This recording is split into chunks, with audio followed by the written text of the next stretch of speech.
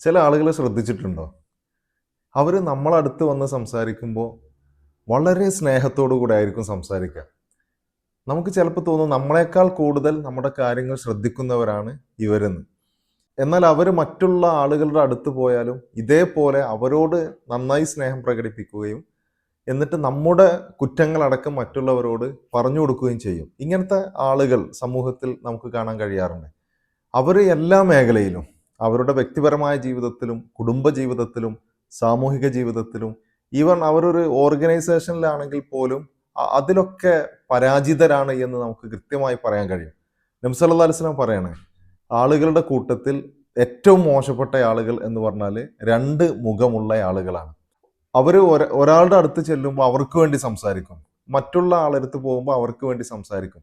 അങ്ങനെയുള്ള ആളുകൾ അവരാണ് ഏറ്റവും മോശപ്പെട്ട ആളുകൾ എന്നാണ്. നമ്മളെപ്പോഴും സത്യസന്ധരായിരിക്കണം. നമ്മുടെ ഉള്ളിലുള്ളത് സംസാരിക്കാനും അത് ഷെയർ ചെയ്യാനും നമുക്ക് സാധിക്കണം. അതല്ലാതെ ഗോസിപ്പുകളുടെ പിന്നാലെ പോയി ഒരിക്കലും നമ്മുടെ വ്യക്തിത്വം നഷ്ടപ്പെടുത്തി രണ്ട് മുഖമുള്ള ആളുകളായി നമ്മൾ മാറരുത്.